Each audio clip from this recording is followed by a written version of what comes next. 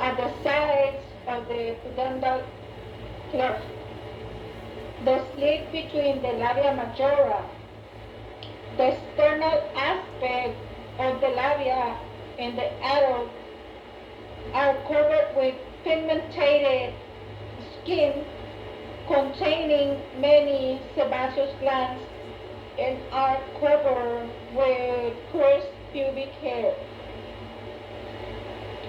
The internal aspects of the labia are smooth, pink, and hairless. The labia are thicker anteriorly where they join to form the anterior commissure. Posteriorly, in nulliparous women,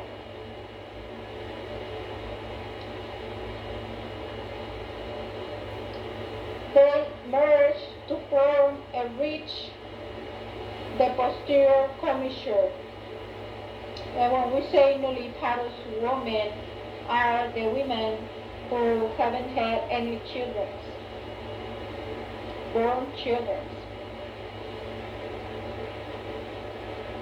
which overlies the perineal body and is the posterior limit of the vulva. This commissure usually disappears after the first vaginal birth. The labia minora, the labia minora are folds of fat, free, hairless skin. They are enclosed in the pudendal cleft within the labia majora, immediately surrounding the vestibule of the vagina. They have a core or spongy connective tissue containing erectile tissue and many small blood vessels. The labia minora extend from the clitoris posteriorly around the external urethral orifice and the orifice of the vagina. In young women, the labia minora are connected by a small fold, the frenulum of the labia minora. Although the internal surface of each labium minus consists of thin, moist skin, it has the typical pink color of mucous membrane and contains many sebaceous glands and sensory nerve endings. The clitoris is an erectile organ located where the labia minora met anteriorly, consists of root and body, and are composed of two crura, two corpora cavernosa and glans clitoris that is covered by a prepuce. Together, the body and glans of clitoris are approximately 2 centimeters in length and less than 1 centimeter in diameter. Anteriorly, part of the labia minora passes anterior to the clitoris and forms the prepuce of the clitoris. A more posterior or deeper part of the labia minora passes posterior to the clitoris and forms the frenulum of the clitoris. Unlike the penis, the clitoris is not functionally related to the urethra or to urination and functions solely as an organ or sexual arousal. The clitoris enlarges and tactile stimulation and is highly sensitive. The glans of the clitoris is the most highly innervated part of the clitoris. The vestibule. The vestibule is the space between the labia minora that contains the openings of the urethra, vagina, and those of the greater and lesser vestibular glands. The external urethral orifice is located 2 to 3 centimeters posterior to the glands of the clitoris and anterior to the vagina orifice. On each side of the external urethral orifice are the openings of the ducts of the paraurethral glands. The size and appearance of the vaginal orifice vary with the condition of the hymen and thin folds of mucous membrane surrounding the vaginal orifice. After childbirth, only a few remnants of the hymenal furuncles are visible. These remnants demarcate the vulva from the vagina. Both of vestibule, the both of the vestibule are paired masses of elongated erectile tissue, approximately 3 centimeters in length. The bulb lies along the sides of the vaginal orifice under cover of the bulbus spongiosus muscle. The bulbs are homologous with the bulb of the penis and the corpus spongiosum. The vestibular glands, the greater vestibular glands, approximately 0.5 centimeters in diameter, are on each side of the vestibule, posterolateral to the vaginal orifice. The greater vestibular glands are round or oval and are partly overlapped posteriorly by the bulb of the vestibule, and like the bulb are particularly surrounded by the bulbus spongiosus muscles. The slender duct of these glands pass deep to the bulb of the vestibule and opens into the vestibule on each side of the vaginal orifice. These glands secrete mucus into the vestibule during sexual arousal. The lesser vestibular glands are small glands on each side of the vestibule that opens into it between the urethral and vaginal orifice. These glands secrete mucus into the vestibule, which moistens the labia and vestibule.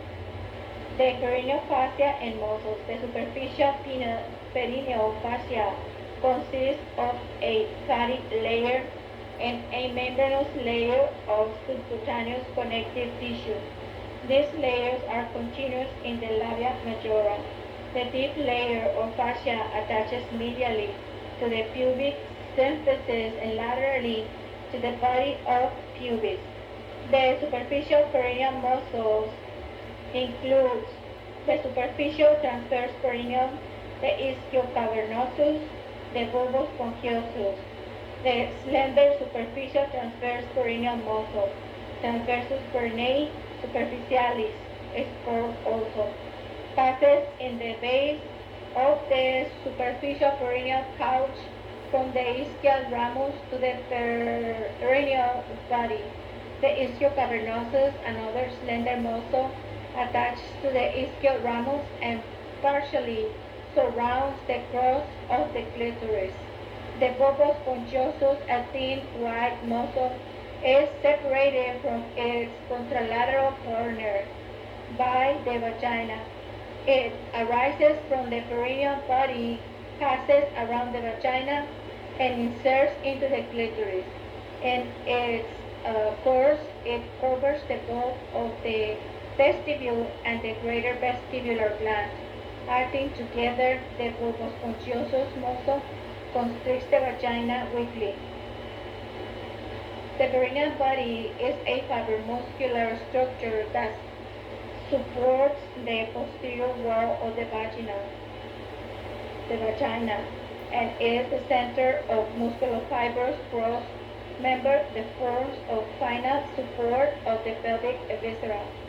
The perineal body lies between the inferior part of the vagina and the anal canal and is held in position by the attachments of the perineum and levator ani muscles. The other parts of the cross member arterial supply of the vulva. The abundant arterial supply to the vulva is from the external pudendal arteries and one internal pudendal artery on each side. The internal pudendal artery supplies the skin, sex organs, and perineal muscles. The labial arteries are branches of the internal pudendal artery, as are those of the clitoris. The venous and lymphatic drainage of the vulva. The labia vein are tributaries to the internal pudendal vein and vena comitans of the internal pudendal artery. The venous engorgement during the excitement phase of sexual response, causes an increase in the size and consistency of the clitoris and the bulk of the vestibule. The clitoris becomes hard and in approximately 10% of women elongate significantly. The vulva contains a rich network of lymphatic vessels that pass laterally to the superficial inguinal lymph nodes. The innervation of the vulva. The nerves of the vulva are the anterior labial nerves, which are branches of the ilioinguinal nerve, the genital branches of the genitofemoral nerve, the perineal branch of the cutaneous nerve on the thigh, and the posterior labial nerves, branches of the perineal nerve, the larger terminal branch of the pudendal nerve. The parasympathetic stimulation produces an increased vaginal segregation, an erection of the clitoris, an engorgement of erectile tissue in the bulk of the vestibule. Take a look in your atlas.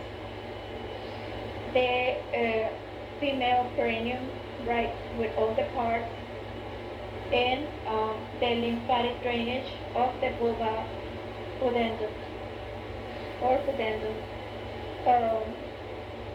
Take a look in your atlas, the isolated clitoris, right, and all the parts. Take a look at the female external genitalia with all the names, right. Take a look the ligaments, the fascias, the bulbus spongiosum, the cavernosus.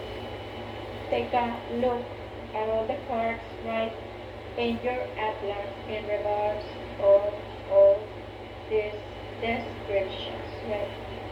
Let us continue, right, with the whatever that is next.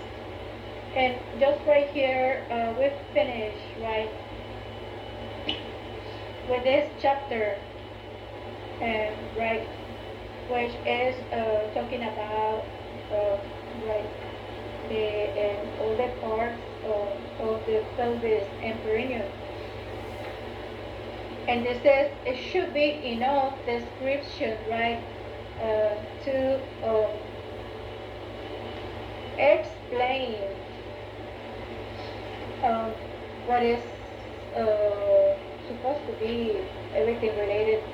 Check your atlas, the names of each one of the names and parts, irrigation, innervation, lymphatics, right, and the names and from where they are passing by, through and under.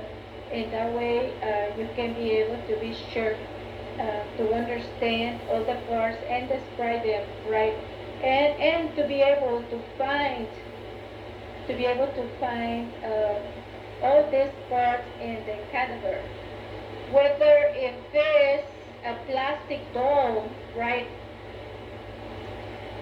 a synthetic material, right, you can be able to describe and see through everything very well, right?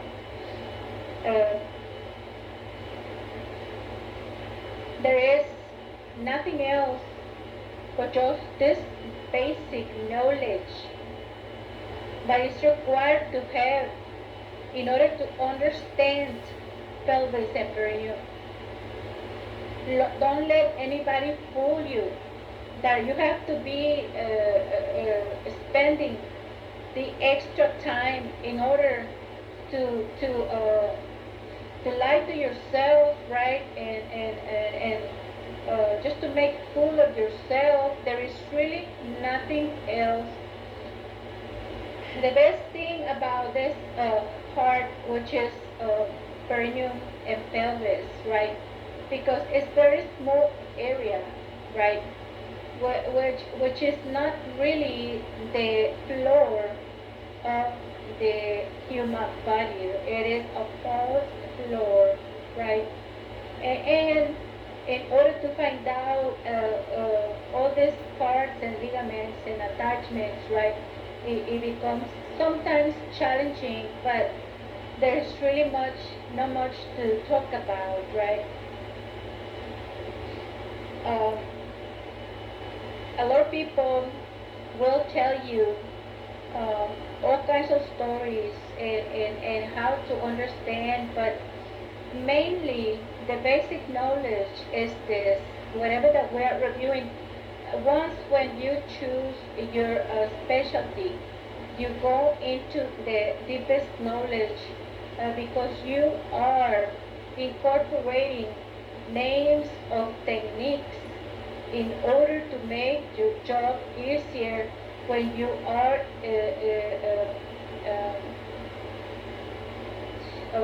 working on surgeries uh, with patients that you have to work on their bodies, right?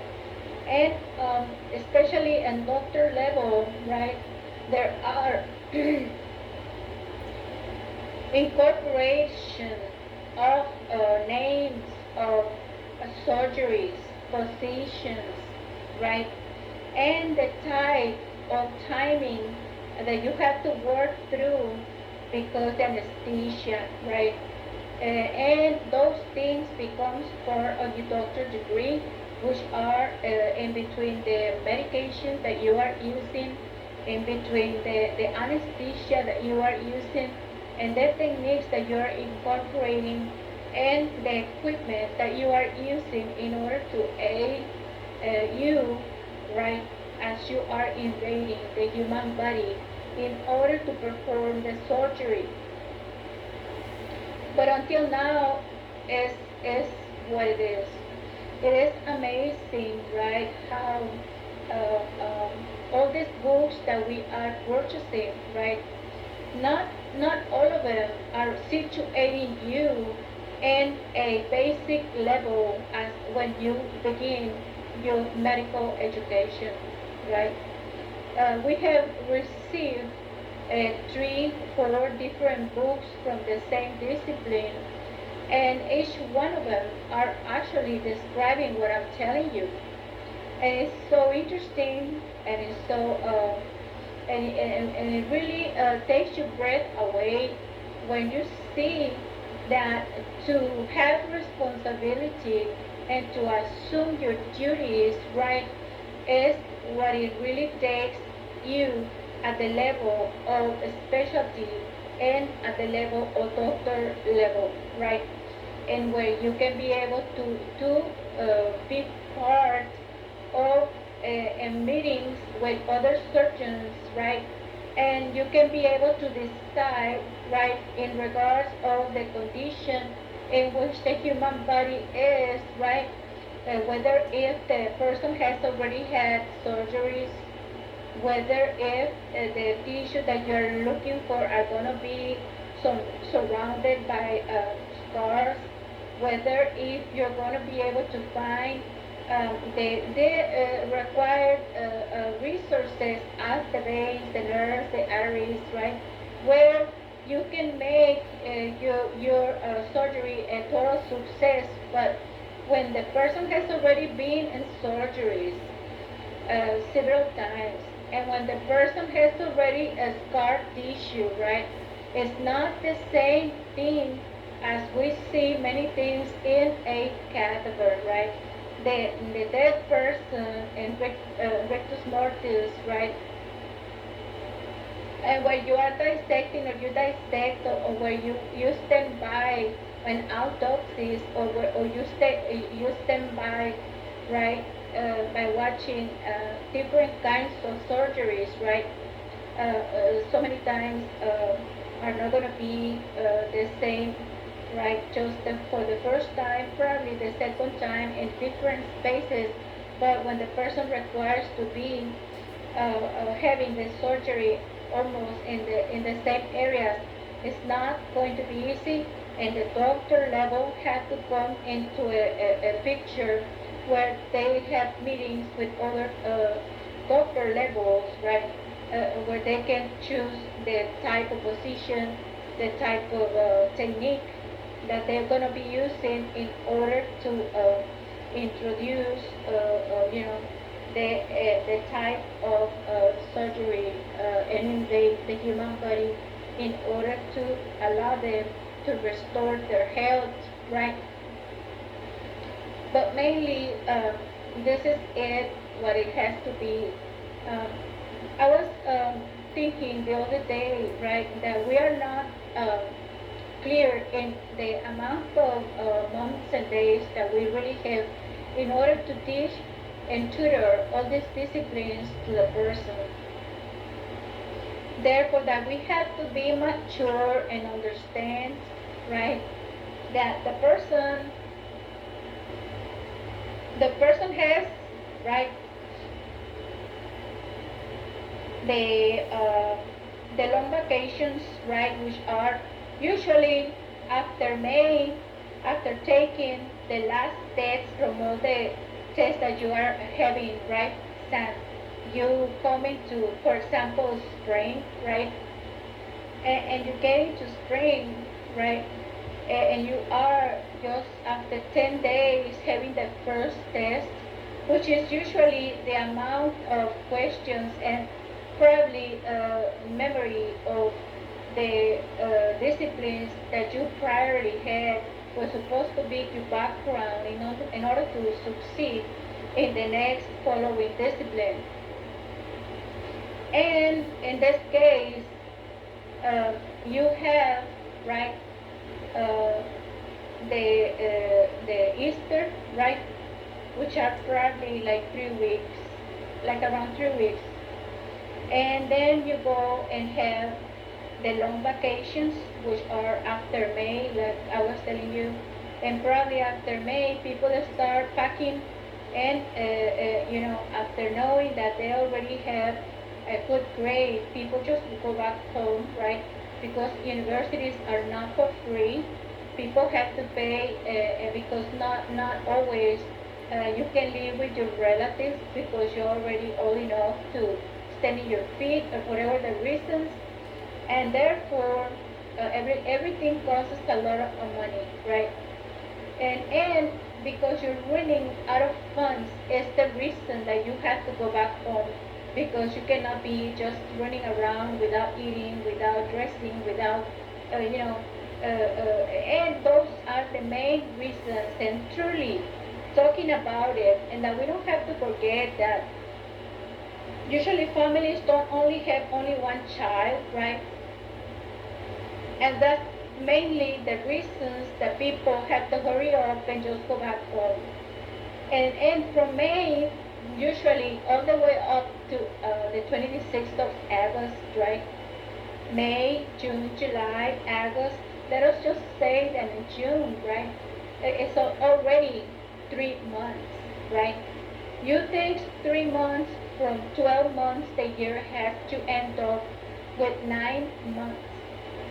And then you go and take off the winter vacations, right? And you start leaving the school after knowing that you have a good grade and everything.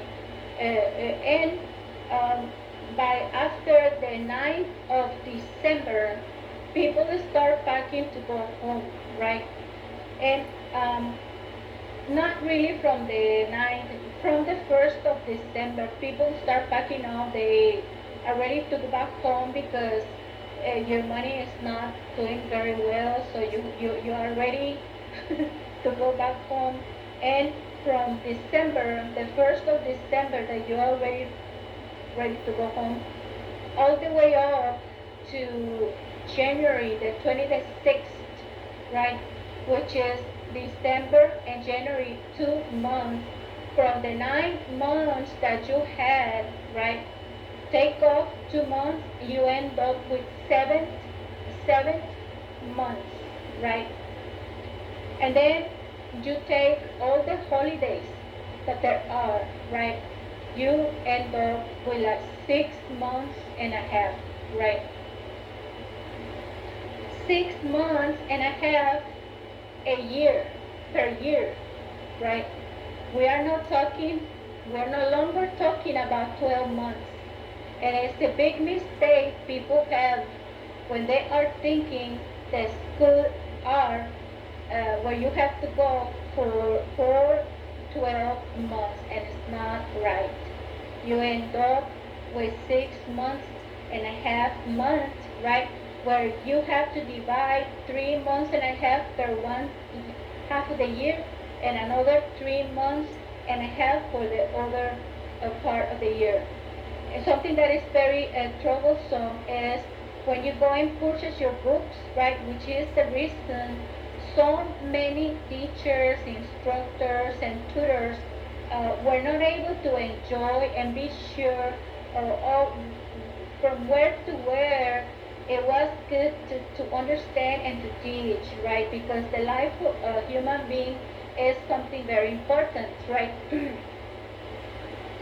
And thinking about it, the time that it takes for you to order a book, which is in between 15 days to 90 days. If you have a 3.5 months to wait, where you can take your classes, which are just going to be those days, 3 months and a half, one semester, and another 3 months and a half for other semester, and you go and ask for your books, purchase your books, right? The sad news is that people don't usually have the arrival of their books but after 90 days. And how good it is for all the students who have to go through all these disciplines to wait after 90 days when you are already over the class after 90 days, because you only have 3 months and a half, right, to complete your 3 or 4 testings, to work on your essays, to work on your bonus questions, to work on your research or your cases or something, projects that usually the doctors are asking you to work on in order to gain experience working with people in the community. And therefore, that's the reason the medical community has been failing through the years. It happens that this lady, which had a person which she really cared for him as her son, one day her husband came asking her, why did you have to worry about this gentleman if the person had to hurry up and graduate soon and go back where they live, from where they're coming from? And eventually, eagerly, she was going to the instructors to talk about the availability of the books, which were scarce, right? And this one discipline had been already for 6 generations, had a book that it was not printed. The publishers are not publishing the book. Editorials were not really interested anymore because this doctor had already passed away. And the people were failing, and a huge amount of students were waiting in the waiting list, right? Because the books were not available.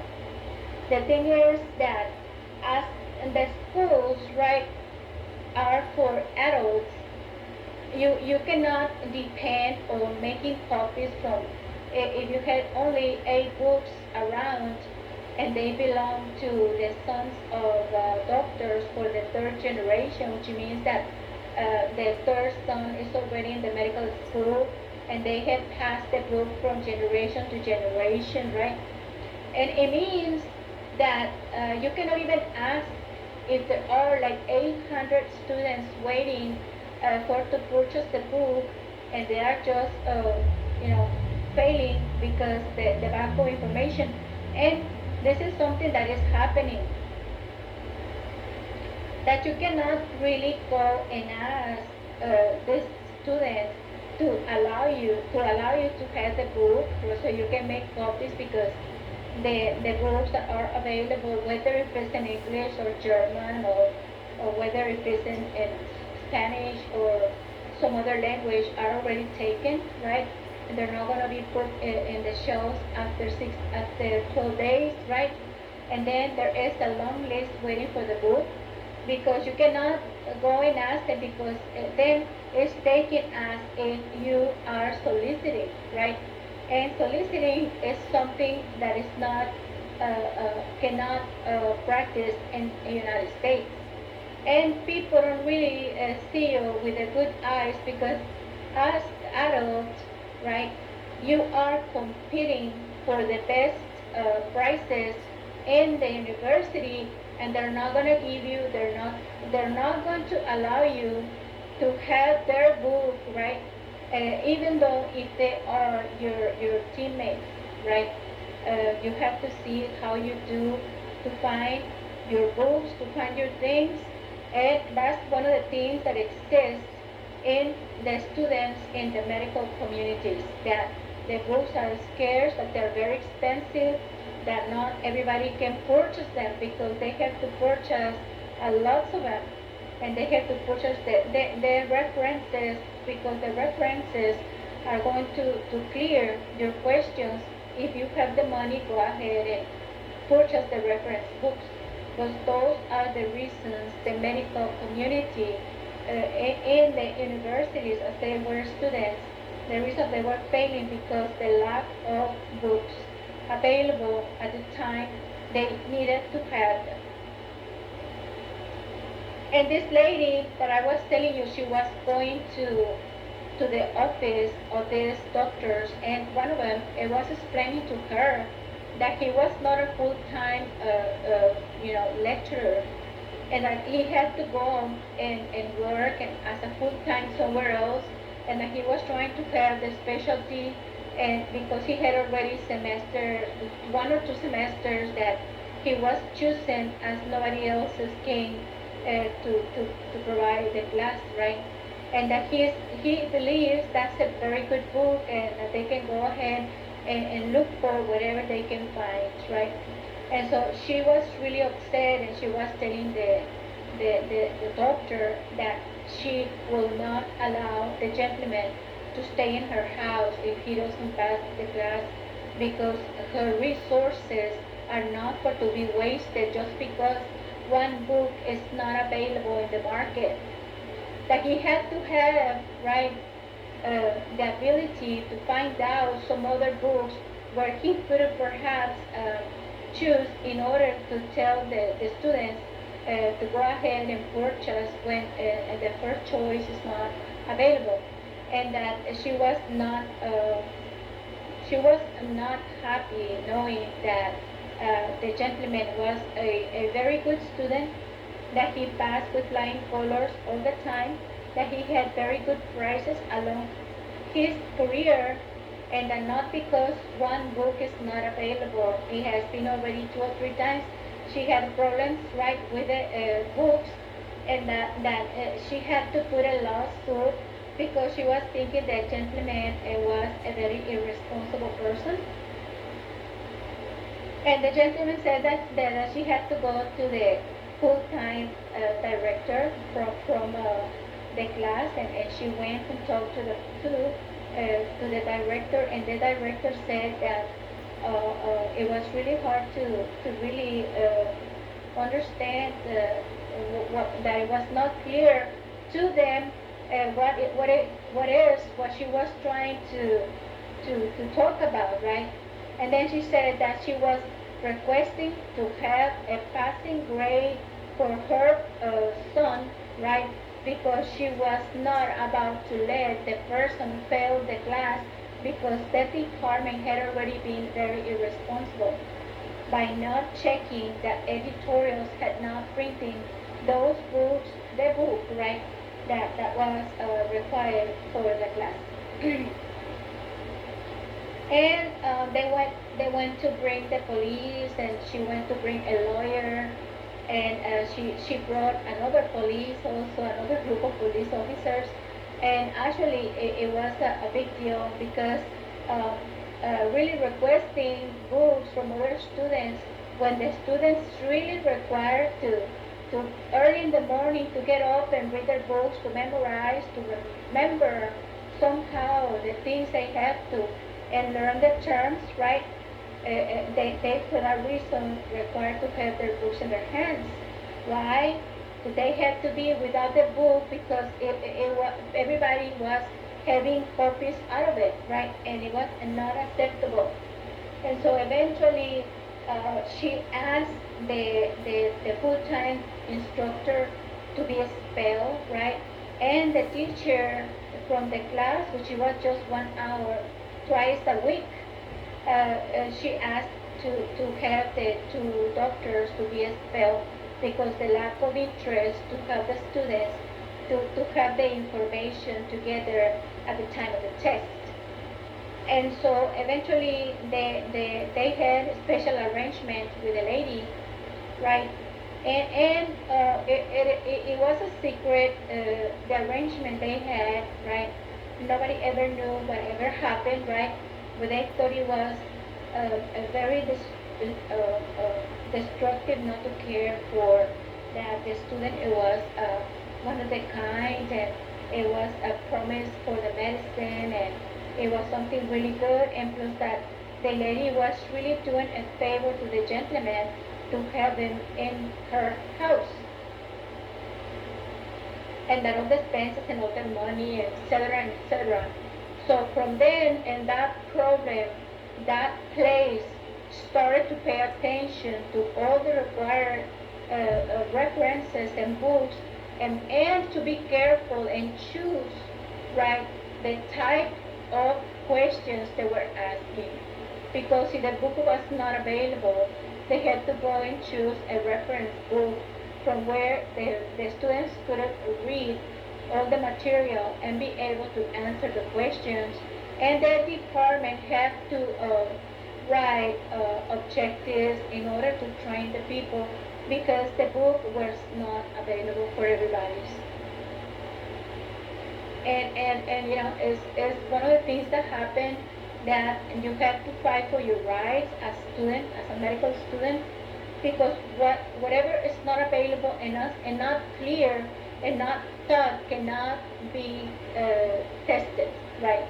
And it's one of the things that students usually lose points because the books, because the type of questions, because and sometimes the books are not of the basic level, and some of the teachers say, well, this book is a little bit high, which means that it was for specialty, which means that it was for doctor level, and they are using it to teach the basic level, and that's really abusive, right?